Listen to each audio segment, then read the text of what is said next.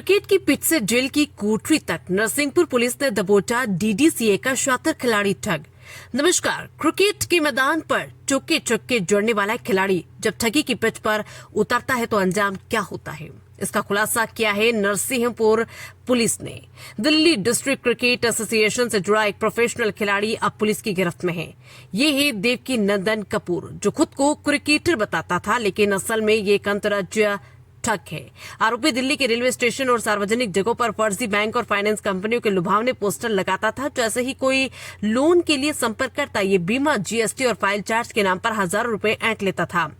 नरसिंहपुर के एक पीड़ित से करीब 94,000 रुपए की ठगी करने वाले इस मास्टरमाइंड को पुलिस ने दिल्ली के रोहिणी से गिरफ्तार किया। आरोपी ने बकायदा एक कॉल सेंटर खोल रखा था और ठगी के लिए दूसरों के बैंक खातों का इस्तेमाल करता था। पुलिस ने इसके पास से 10 चेकबुक, 7 एटीएम और कई फर्जी दस्तावेज जब्त किए हैं। इस पूरे मामले पर पुलिस अधीक्षक डॉक्टर ऋषिकेश मीना का क्या कहना है, सुनिए।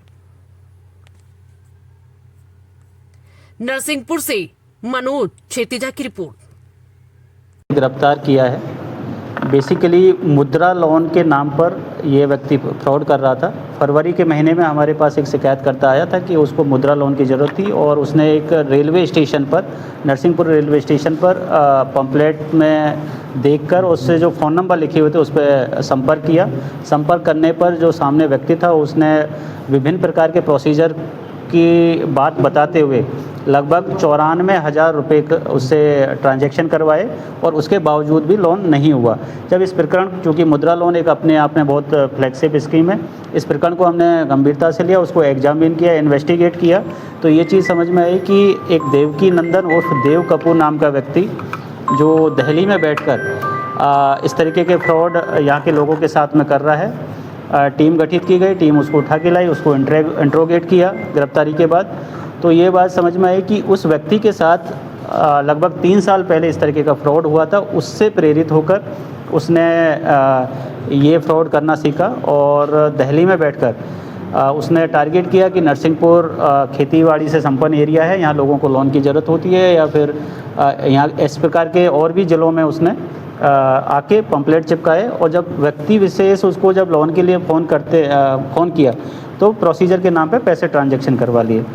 ये जो व्यक्ति है अपने आप को प्रोफेशनल क्रिकेटर बताता है और इसका कहना है कि ये रणजी के लिए ट्रायल दे चुका है और कुछ आईपीएल की फ्रेंचाइजी के साथ इसका कॉन्ट्रैक्ट है और वहाँ एक ट्रेनर के तौर पर या प्रैक्टिस करवाने के तौर पर बॉलिंग करता है और दिल्ली स्थित एक भूतपूर्व क्रिकेटर की जो एकेडमी है उसमें भी अपनी सेवाएं दे रहा है। सर, एक क्रिकेटर से कैसे इस लूट के लिए आगे हुआ है, क्या है? 3 साल पहले इसका कहना है कि इसके साथ कोई ऐसा ही फ्रॉड हुआ था लोन के नाम पर और उससे फिर इसने लगा कि बड़ा आसान तरीका इसको ये चीज़ लगी, तो इसने ये फ्रॉड करना शुरू किया और अपने साथ में इसने लोगों को भी जोड़ा है। एक महिला को भी इसमें आरोपी बनाया जो नरसिंहपुर के रहने वाली है, जिसने इसको 5 म्यूल अकाउंट किराए पे दिए थे, जो हर ट्रांजैक्शन के उसको महिला को पैसे भी देता था। अब तक इसके पास से 10 पासबुक, 10 चेकबुक, 7 एटीएम, कुछ मोबाइल और अन्य सामग्री भी मिली है। टोटल 15 अकाउंट अभी तक इसकी इन्वेस्टिगेशन में आए जिनको ये ऑपरेट कर रहा था और उनमें लगभग 83 लाख रुपए का ट्रांजैक्शन अब तक की हमारी विवेचना में उजागर हुआ है।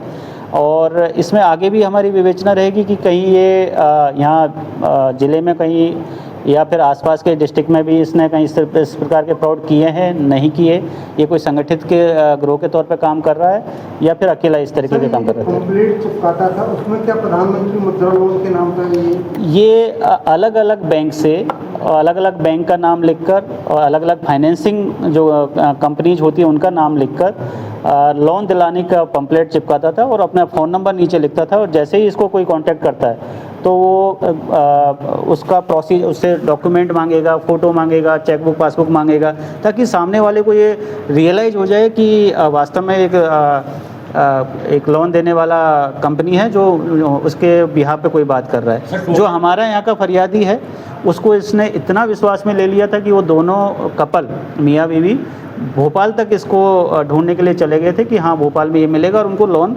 सैंक्शन हो जाएगा। जब भोपाल में ये व्यक्ति उनको नहीं मिला तब जब इसको रियलाइज़ हुआ हमारे नरसिंहपुर के व्यक्ति को कि हाँ उसके साथ में कुछ ठगी हो गई है, धोखा हो गया। सर लगातार जिले में इस तरह की पंपलेट चस्पा है तो जिले के लोगों से क्या अपील करना चाहिए?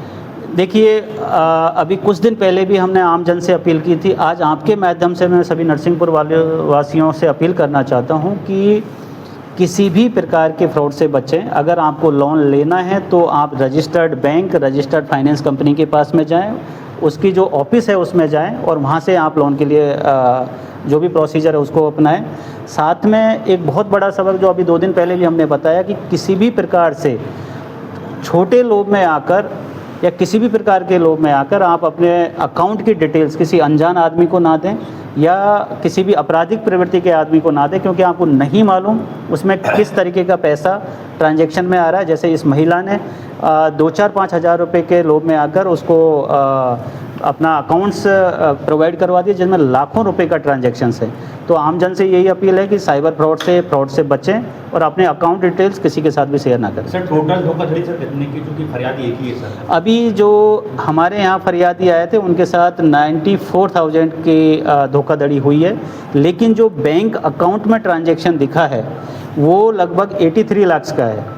तो अब ये जांच का विषय है कि इसने ज़िले में किसी और के साथ में भी इस तरीके का कोई घटनाक्रम किया है।